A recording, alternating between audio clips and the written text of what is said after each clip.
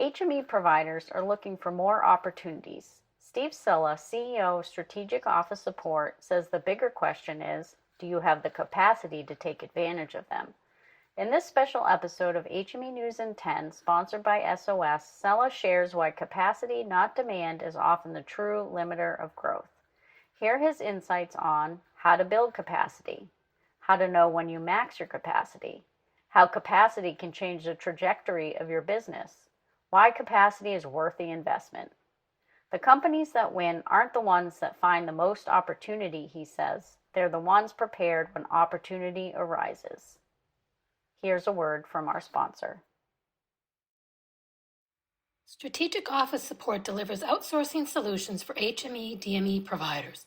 With expertise in intake, authorizations, customer service, resupply, and billing, SOS builds high-performance in-office teams that are an extension of your own staff. Let SOS do the hiring and training for you. Partner with SOS to increase revenue, reduce operational costs, and focus on growth. I'm Liz Beaulieu, and this is HME News in 10 from HME News. Hi, Steve. Thanks for joining us today on the HME News in 10 podcast.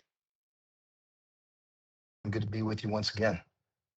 So today's theme, capacity. The DME market is growing and providers want to grow along with it. But why is capacity rather than growth itself the goal? How can providers capture growth intelligently without experiencing the growing pains that often come with that?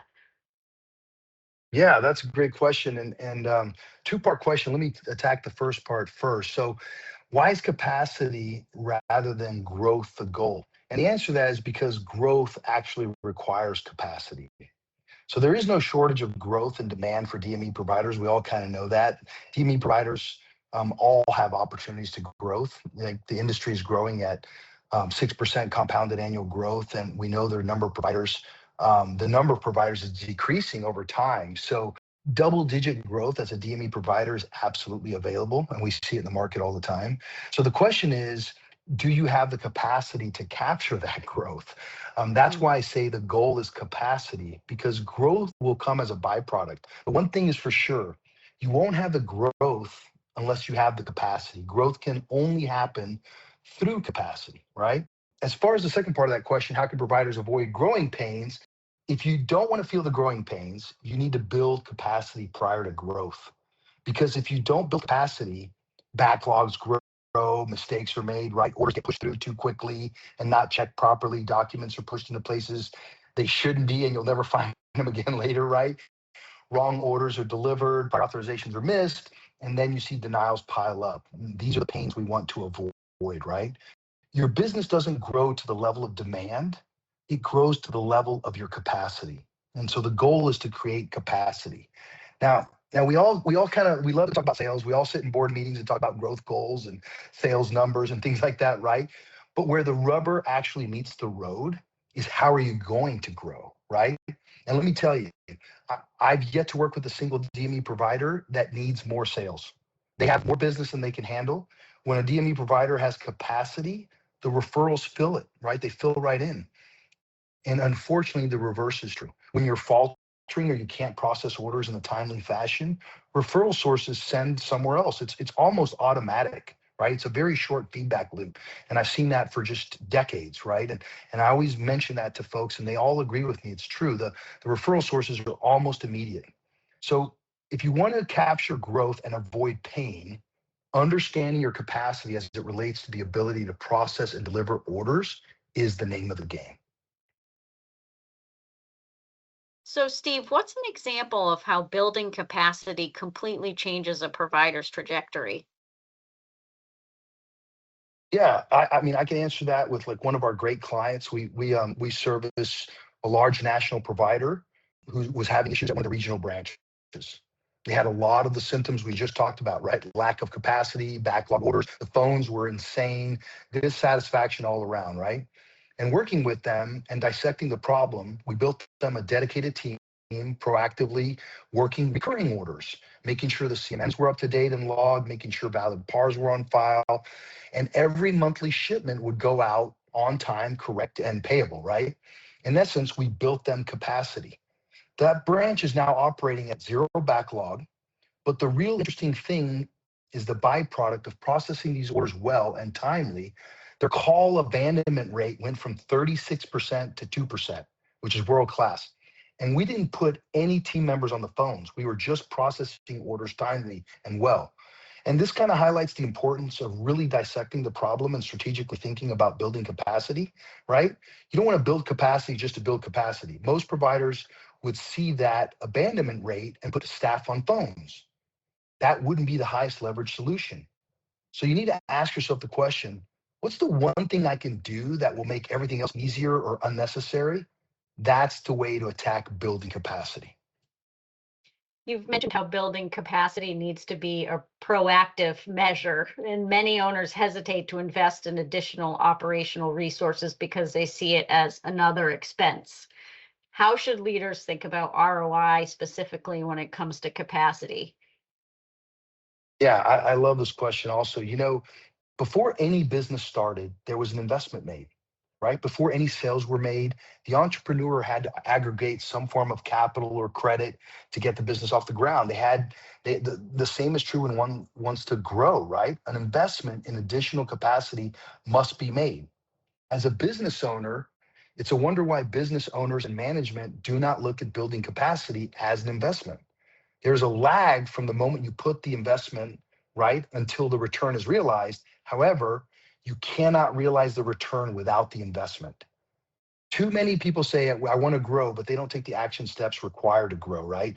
Building capacity isn't an expense. It's the investment that protects every other investment you've already made. So, like, let me use this as an example that a lot of providers will relate to. We've already established that the market is growing, right? There's massive growth there. And I can give you so many examples of real life clients that are just like leaving orders on the table and money on the table, basically. Let's just do this as an illustrative example about a company leaving just 10 PAPs on the table per month because of capacity, right? Because of not turning orders around quick enough, or because of not returning phone calls and not follow up documentation, the usual things, right? The usual suspects, so to speak, right? So let's do the math on a single PAP patient.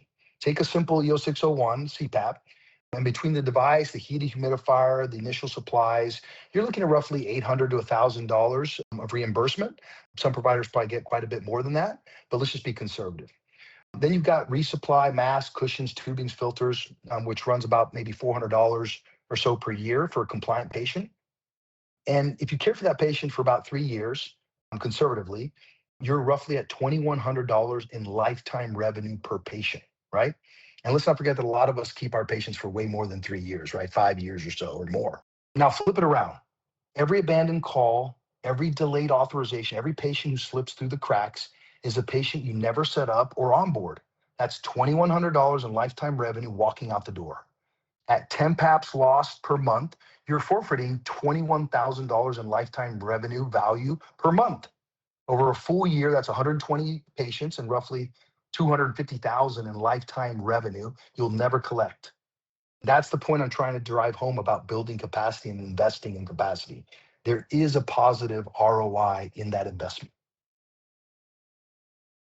Yeah, Steve, clearly you've worked with hundreds of DME teams, so you've had a front row seat to a lot of this. Are there warning signs that tell you a company has hit its capacity limit?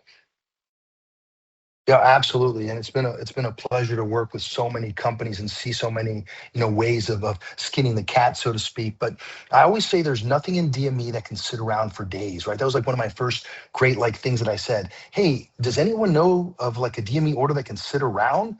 And there's a patient on the other end of every order, right? Waiting for the service and the equipment, right? And so the warning signs are actually pretty obvious if you know where to look. Like backlogs start growing, intake falls behind, missing documentation isn't being chased, managers are jumping into frontline work, right? The phones never stop ringing, overtime becomes normal. Like the whole organization feels like it's fighting fires instead of serving patients, right? And so I usually say, like here's a simple test. Like, go look at your intake queue. What's the oldest referral date still in the queue, right?